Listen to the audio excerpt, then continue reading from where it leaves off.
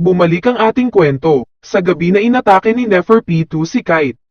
Makikita natin, ang putol na braso ni Kite na nakalapat sa damuhan. At sa harapan ni Gon at Killua, ay walang iba kundi ang halimaw na salarin, walang iba kundi si Neferpitu. Akmang aatakihin ni Gon ang kalaban sa kanyang harapan, ngunit agad siyang napigilan ni Killua, bago pa siya mapahamak. Pinuri ni Kite ang mabilis na desisyon ni Killua, at agad niyang pinatakas ang dalawa.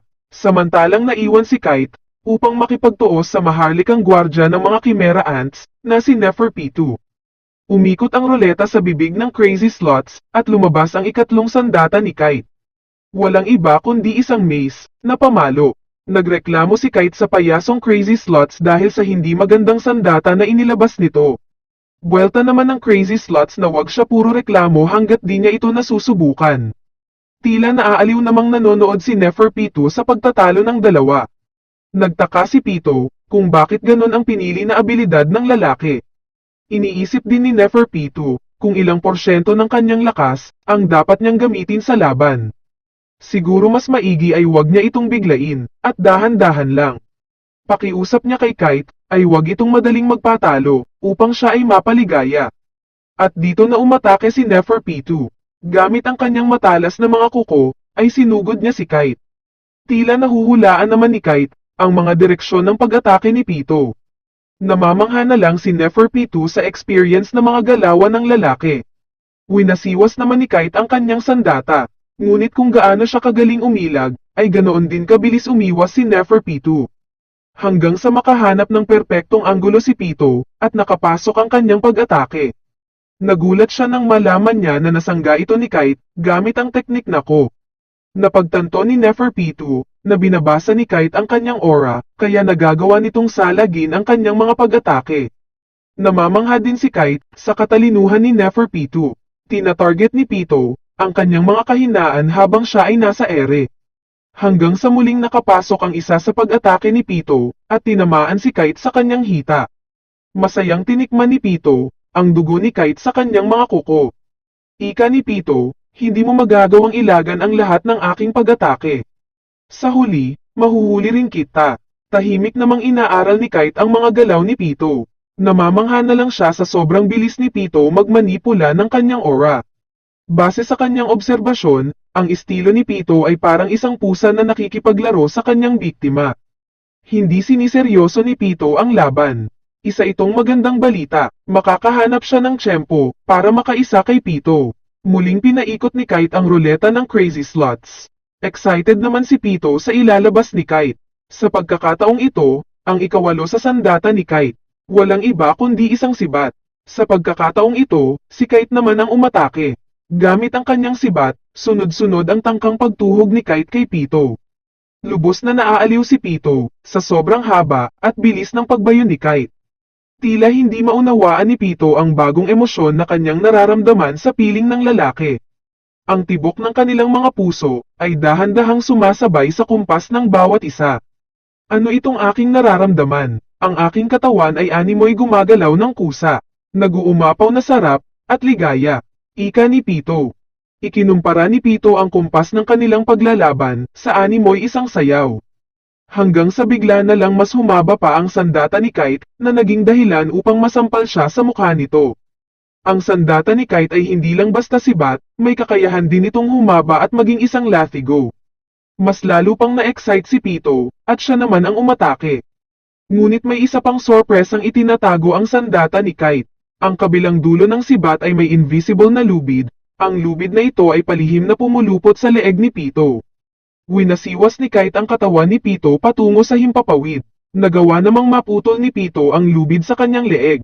Habang si Pito ay nahuhulog mula sa ere, ay napagtanto niya na hindi dito nagtatapos ang mga pasabog ni Kite. Gamit ang Dew, nakita ni Pito na may mga literal na pasabog ang nakatanim kung saan siya babagsak. Nalaman natin na ang ikatlong sandata ni Kite ay may kakayanan na magtanim ng mga bomba. Pwede itong ma-detonate ni Kite pagtapos niyang palitan ang kanyang sandata. Tinangkang maglanding ni Pito sa isang puno upang iwasan ang mga bomba. Ngunit ang punong ito ay bigla na lang nahati sa dalawa, at dito natin nalaman na inilabas na ni Kite ang kanyang higanteng karit. Pagbagsak ni Pito sa lupa, ay nasabugan siya ng mga bomba na naging dahilan upang tumilapon siya muli sa ere. Muling umikot ang crazy slots ni Kite. At sa pagkakataong ito, pinaulanan niya naman ng mga bala si Neferpitu. Asintado niyang tinamaan ang buong katawan nito at bumagsak ito sa tabi ng isang puno. Unti-unting bumangon si Neferpitu, ngunit imbis na manghina, ay labis itong naligayahan sa performance ni Kite. Lubos na namangha si Pito sa husay ng lalaki sa pakikipaglaban. Mas lalong lumakas ang pagkahayop sa dugo ni Pito, at dito na siya nagsimulang magseryoso sa laban. Ang mga mata ni Pito ay walang ibang nakikita, kundi ang lalaki sa kanyang harapan. Ang kanyang mga hita ay domoble ng laki, at ang kanyang mga pangil at kuko ay nakaasinta kay Kite. Sa malakidlat na bilis, lumundag-lundag si Pito upang lituhin si Kite. At gamit ang kanyang mga kuko, nagawa niyang putulin ang natitirang braso ni Kite. Hindi na nagawang depensahan pa ni Kite ang susunod na pag-atake ni Pito. Gamit ang matalim na mga kuko, sunod-sunod ang walang habas na atake ni Pito kay Kite na naging dahilan upang maiwang duguan ang ating bida. Napaluhod na lang si Kite dahil sa mga pinsalang kanyang natamo. Ang iyong Nen ability ay nangangailangan ng braso para magamit ito. So ano nang gagawin mo ngayon?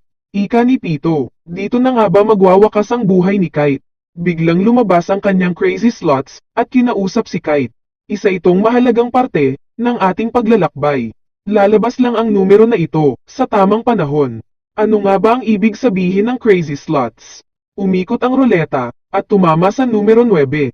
Ang paningin ni Kite ay nabalot ng kadiliman at milyong-milyong imahe ang umagos sa kanyang isipan.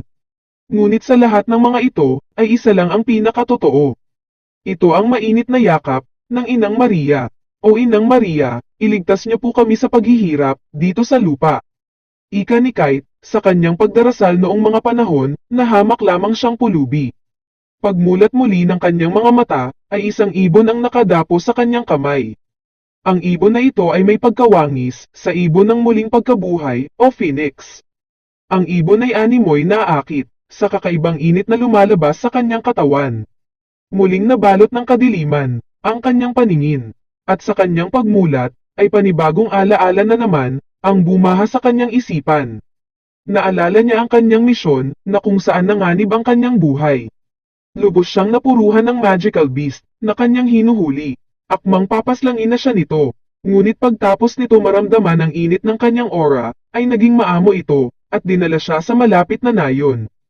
Panibagong alaala na naman ang pumasok sa isip ni Kite. Ito ang mga panahong kasama niya, ang kanyang guro na si Jing. Ipinaliwanag ni Kite kay Jing ang abnormal na nangyayari sa kanyang Nen ability. Ang orihinal na bilang ng kanyang roleta ay 6 lamang, ngunit sa hindi malamang dahilan ay nadagdagan ito at naging 8. Suspetsya ni Kite na nagbago ang kanyang Nen ability dahil sa mga bago niyang karanasan. Suspetsya naman ni Jing ay nagbabago ito tuwing nakakaranas si Kite ng matinding emosyon.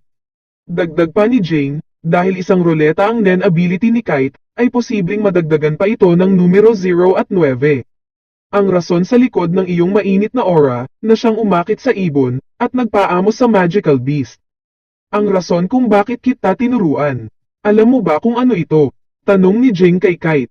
Ngumiti naman si Kite at sinagot ang tanong ni Jing. Oo, alam ko, ang magaling na hunter ay minamahal ng mga hayop. Sagot ni Kite kay Jing. Gaya na lamang ng pagmamahal ni Pito sa kanya. Ngunit tila iba ang pamamaraan ni Pito upang ipakita ang pagmamahal niya kay Kite.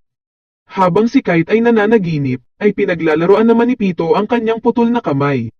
Inihagis ito ni Pito sa ere at pinira piraso. Kasabay ng pagsikat ng araw ay ang muling pagbangon ni Kite. Namangha si Pito sa kanyang nasasaksihan. Sadyang napakaganda ng kanyang aura, parang isang ibon, o mas higit pa, para siyang isang anghel na may isang pakpak. Ika ni Pito, namamangha na lang si Pito sa ipinapakita ni Kite. Nagagawa pa rin itong tumayo, kahit pa pinagkapira-piraso niya na ang mga braso nito. Isang ideya ang pumasok sa isip ni Pito. Ano kaya ang mangyayari kung hihiwain niya pa ang katawan ng lalaki? Sinugod ni Pito si Kite ngunit tila mas bumilis ang mga galaw nito. Nagawang ilaga ni Kite ang pag-atake ni Pito at nagawa niya pang tadyakan ito sa likod. Ngunit nagulat si Kite nang malaman niya na ang kanyang kinakalaban ay isang hamak lamang na clone at ang tunay na Pito ay nasa kanyang likuran. Huli na ang lahat nang malaman niya ito. Binali ni Pito ang kanyang tuhod. Umungol na lang si Kite sa sobrang sakit. Nilasap ni Pito ang karumal-dumal na kalagayan ng lalaki. Susunod niyang tinanggal ang pakpak nito. Sarap na sarap si Pito habang hinihiwa niya ang mga laman ni Kite. Nag-uumapaw na ligaya ang nararamdaman ni Pito at hindi mapigilan ang kanyang sarili. Sunod-sunod na pag-atake hanggang sa umagos ang dugo nito. Matapos ang ilang minuto, ay labis pa rin ang pagkahingal ni Pito. Patuloy pa rin ang mabilis na tibok ng kanyang puso at pinipilit na pakalmahin ang kanyang sarili. Tila hindi intensyon ni Pito ang paslangin si Kite, ngunit hindi niya napigilan ang kanyang sarili. Pinulot ni Pito ang ulo ni Kite at tinitigan ito sa mga mata. Gusto kong ulitin ang lahat ng ito, sa piling mo.